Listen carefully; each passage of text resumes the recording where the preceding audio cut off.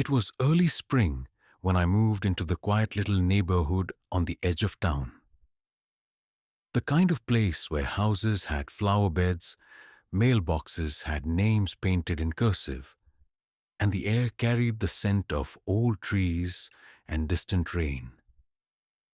I had just gotten out of a long, draining relationship and was craving solitude, a fresh start, somewhere I could just exist without being noticed.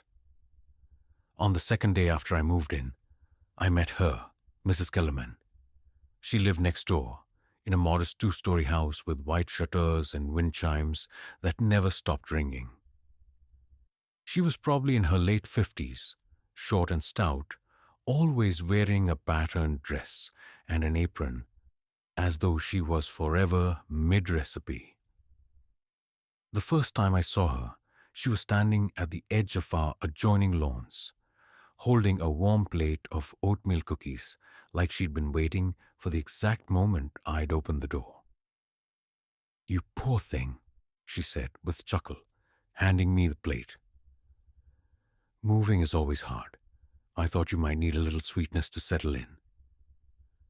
I didn't want to be rude, so I smiled, thanked her, and took the cookies. They were surprisingly good, soft in the middle, with a hint of cinnamon. That small gesture opened a door. Every morning after that, she waved at me from her porch. Sometimes she brought over homemade soup. Other times, she'd leave a note tucked under a mason jar of jam. "Just made this. Thought you'd enjoy." I wasn't used to that kind of kindness, especially not from strangers. It felt warm, sincere, comforting even. But slowly, almost too slowly to notice at first, there were things. The first time it happened, I chalked it up to my own forgetfulness.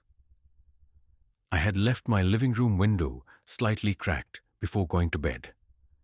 When I woke up, it was shut tight, locked. I don't remember doing that. Then there was the time I came home from a late grocery run and found the porch light on inside, except I hadn't turned it on.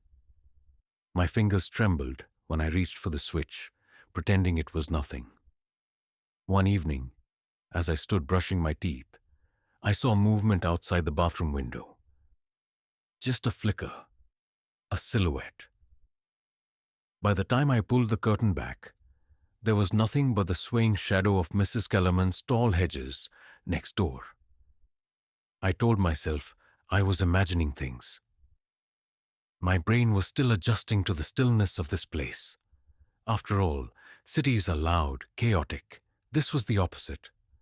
Too quiet sometimes. She kept inviting me over for tea. I always politely declined, blaming work or errands. But one morning, she left me a small potted plant with a note that read, "For peace of mind. Grows well in sunlight, just like trust." I didn't know what to make of that. A few nights later, I awoke to a soft knock at my door. It was 2:17 a.m. I didn't open it, just stood behind the peephole, barely breathing. No one was there.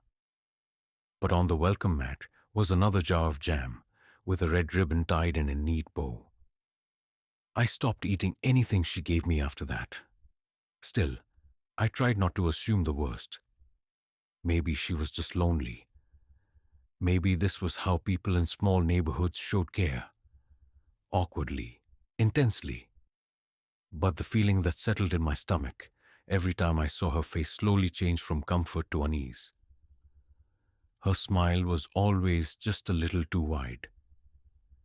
Her eyes held a kind of stillness, like a pond before something breaks the surface. I started keeping my windows locked. I stopped answering the door, but somehow the cookies kept showing up. Always warm, always fresh, even when I didn't hear a single sound. I tried to tell myself it was all harmless, that she was just an overbearing neighbor with too much time and too many recipes. But the unease kept growing, crawling under my skin like cold fingers. I stopped responding to her notes, avoided eye contact when she waved from her porch, even adjusted my schedule to leave and return home at times when I knew she wouldn't be outside. Still, she found ways to make her presence known. One evening, I came home to find my front door slightly ajar. It wasn't broken, just unlatched, as if someone had closed it gently but didn't let it click into place. My heart thudded as I stepped inside. Everything looked fine. Nothing stolen, nothing out of place. But there was a smell in the air, something sweet and faintly metallic. It reminded me of a jam. I checked every room, every window. Locked, no one there. But on the kitchen counter, right beside the sink, was a clean white napkin, folded neatly, and on top of it, a single oatmeal cookie. I hadn't let her in. I know I hadn't. That night I barely slept. Every creak in the walls, every gust of wind brushing against the window made my muscles tense. I kept thinking about the cookie, about how it got inside. I convinced myself she must have come in while I was at the store and forgot to lock the door. That had to be it. Had to be. Still, I changed the locks the next day. But things didn't stop. They got stranger, subtler. I started hearing whispers in the hallway. Not words exactly, just a soft murmur, like someone talking to themselves on the other side of the wall. When I leaned in closer, it would stop. Silence. But the moment I walked away, it would start again. I recorded it once, but when I played it back, there was nothing. Just the low hum of the refrigerator and the ticking of the clock. There were other things too. My cat, Whiskers, who never left my side, began avoiding the hallway entirely. He'd sit by the bedroom door and growl low in his throat, ears pinned back, fur standing on edge. One night, I found him crouched under the bed, eyes wide, body trembling. I couldn't coax him out until morning. The real turning point came the night I saw her in my backyard. It was late, maybe around 3 a.m. I had woken up suddenly, drenched in sweat. The kind of waking where you know something isn't right. I got up to get a glass of water and happened to glance out the kitchen window. The moonlight was soft, just enough to outline the yard. And there she was, Mrs. Kellerman, standing perfectly still behind my garden shed, not moving, just watching the house. At first I thought maybe she'd had a fall or was sleepwalking. But then her head tilted, too slow, too deliberate. And even from that distance, I felt her eyes lock on mine. My body froze. I didn't move, didn't blink, just stood there, staring back. And then, as if sensing my fear, she smiled. A small, knowing smile. The kind people give when they know something you don't. I ducked back behind the counter, heart racing, and waited. After what felt like forever, I looked again. She was gone. The yard was empty. The next morning, when I checked, there were no footprints, no signs anyone had been there. But I know what I saw. After that, I installed security cameras. Front door, back door, windows, even inside the hallway. I needed proof. I needed to stop feeling like I was losing my mind. The cameras caught nothing for a while, but the unease only deepened. I started waking up to find lights turned on that I had turned off before bed. My closet door left ajar when I always shut it tight. Once, I found muddy footprints, bare feet, just inside the back door. I stared at them for a long time, didn't even clean them for 2 days, just kept staring, hoping they'd vanish on their own. They didn't. One afternoon, I ran into a neighbor, an older man, who lived 2 houses down. I mentioned Mrs. Kellerman casually, expecting him to smile and tell me she was just eccentric. Instead, his face went pale. You still see her? I blinked. What do you mean? He shifted uncomfortably. I thought she moved years ago, after her son disappeared. No one saw her for a long time. House went quiet. Then last year someone said they saw her again. But it didn't make sense. He stopped himself. Never mind. Forget I said anything. I didn't forget. That night I tried to look up her name. I searched everything I could.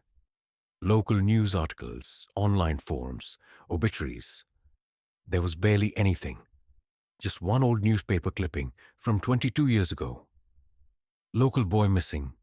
Last seen with mother, Margaret Kellerman. No follow-ups. No resolution. Nothing. That name, Margaret. I never asked her full name. I just called her Mrs. Kellerman. Was it the same person? I couldn't sleep. I kept checking the cameras, flipping through footage on fast forward. It was all still frames and silence. Then, just after 2:30 a.m., on the hallway camera, I saw it, just for a moment. A shadow. A figure passing by. Pausing.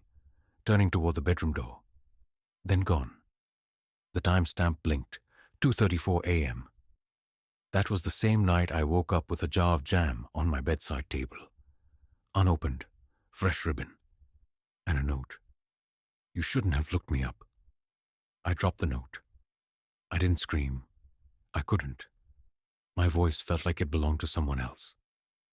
I locked myself in my room until sunrise. And even now, I don't know how she got in. All I know is that she's always watching. And somehow, she always knows when I doubt she's real. I couldn't take it anymore. Every night had become a slow descent into madness. My sleep was broken into fragments of terror. My dreams filled with whispers, flickering lights, and the cold stare of Mrs. Kellerman's eyes from the shadows. I started drinking coffee until sunrise, just to stay awake. But the more I resisted sleep, the more the hallucinations, or what I thought were hallucinations, bled into the day. One morning, I found every picture frame in my living room turned face down. Nothing else was touched. Just the pictures, my family, my childhood, my late grandfather, all turned away, as if something didn't want them watching. That was the day I decided to leave. I packed a suitcase with essentials, grabbed whiskers, and booked a week at a motel outside town. I needed distance. I needed clarity, but even as I drove away, I felt it in my bones. I wasn't escaping. Not really. Something had already taken root, like mold spreading through the walls of my mind. The first 2 nights at the motel were uneventful. No cookies, no jam, no shadows. Then, on the 3rd night, I found a small envelope slid under my door. No name, no return address. Just a single sheet of paper, handwritten in red ink. You can leave the house, but you can't leave me.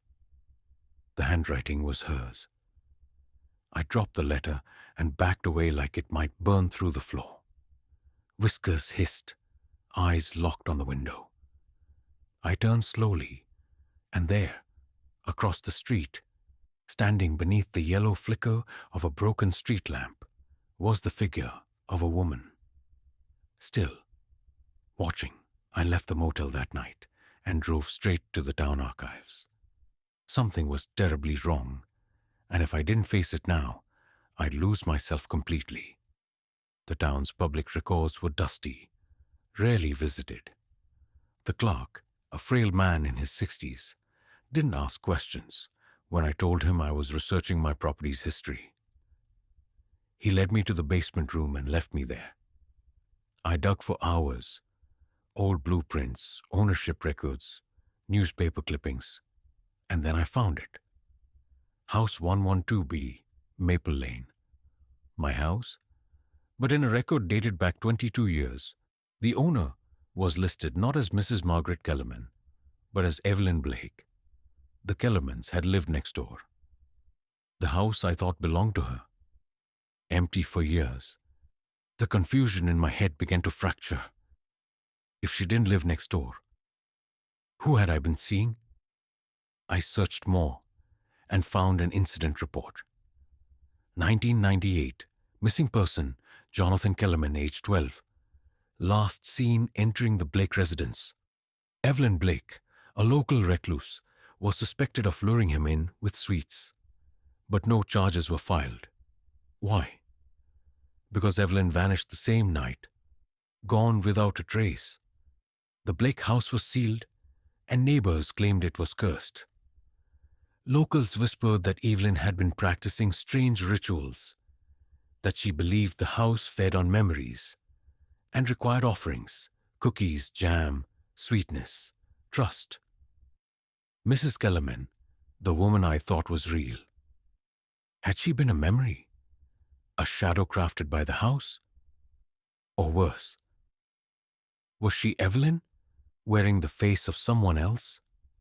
I raced back to my neighborhood in the early hours of the morning, determined to see the truth with my own eyes.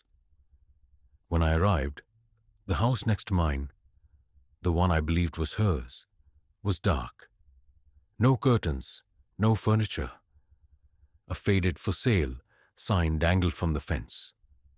I walked up the porch steps, heart pounding, and peered through the dusty window. Empty, completely empty. I turned toward my own house. The lights inside were on. I hadn't left them on. With shaky steps, I unlocked the front door. Whiskers squirmed in my arms, claws digging into my shoulder. As I stepped inside, the smell hit me, stronger than ever. Sweet, sickly, like rotten fruit and burnt sugar. In the middle of my kitchen table was a fresh plate of cookies and a note. "You brought me back. You remembered." I backed away slowly, bumping into the hallway wall. The lights flickered. Whiskers jumped from my arms and ran, hissing. Then, the hallway camera, still mounted, still recording, clicked. I heard it. I turned to the monitor, and there she was, standing right behind me.